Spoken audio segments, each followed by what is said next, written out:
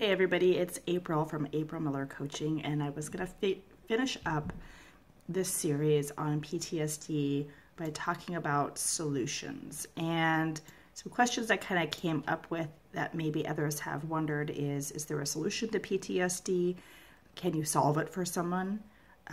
Or can someone solve the issue all by themselves? And as we know, PTSD can be very upsetting to everybody involved. It's important to realize that when the person experiences it, which could be you listening to this blog or this video, you're not helpless, and the people that are going through it are not helpless. And there are things a person can do to help with these PTSD symptoms that occur.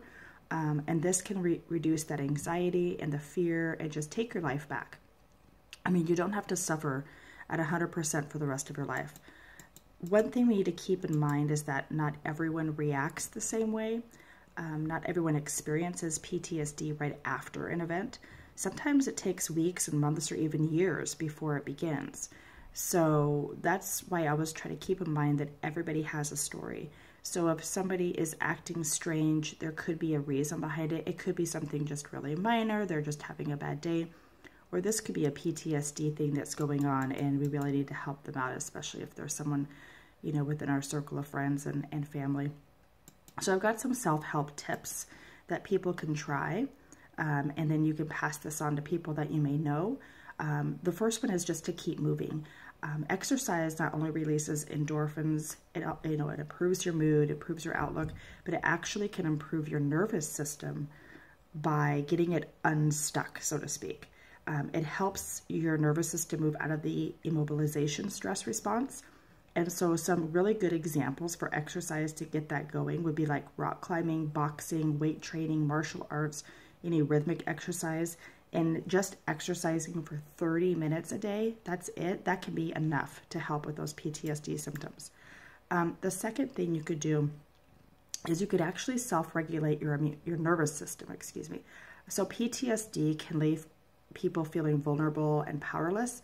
But when you learn to control your arousal system and calm yourself, you can actually feel more in control. So one of the things you can do is be mindful with your breathing. Taking 60 deep breaths, and you want to focus on breathing in and out. So you in through your nose, and then out through your mouth. And just really focus on that, and do that about 60 times.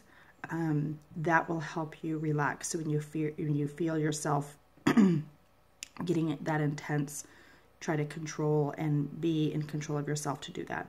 Another thing to try is sensory input. So the key with this one is finding something that works for you. So this could be different for every single person out there. It could be music. I know that helps with me when I listen to some Alice Cooper or some bands like that, or Poison or something, or even Metallica. On a rare occasion, I really don't like them, but it does help. That really hard rock for me. Sometimes if you smell a certain scent, that might work for people. Have some candles or whatnot. Even just petting an animal can help people, but remember that everyone reacts differently. So it's really, really important to find the one that works for you.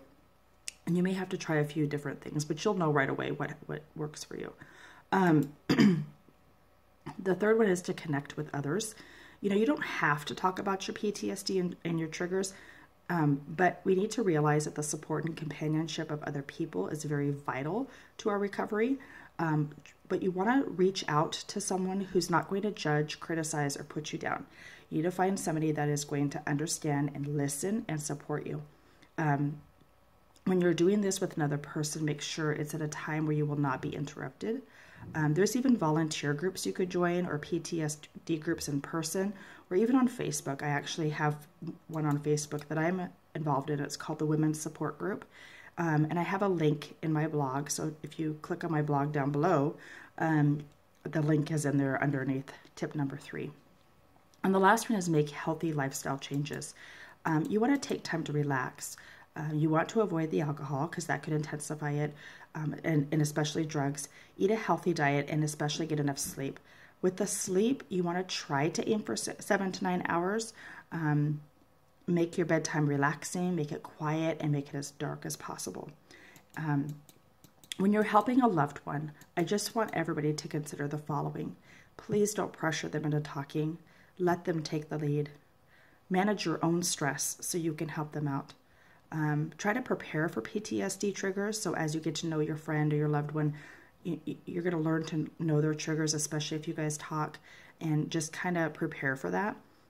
Don't take the symptoms of this personally at all. Do not, because this is something that happened in people's pasts and they're not doing it on purpose to you.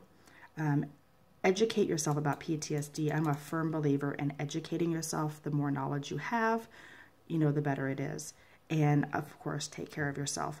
If all else fails or you need more support, reaching out to a professional is always a great idea. I will never say that's not a great idea, because you're going to be able to bring those memories forward so you can address them or get some treatment. Sometimes the self-help is not what somebody needs. They actually need professional help.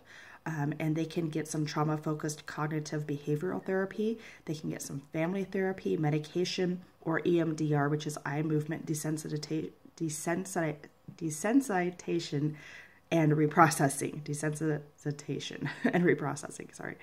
And as someone with PTSD, we need to remember that we aren't alone and we can get better.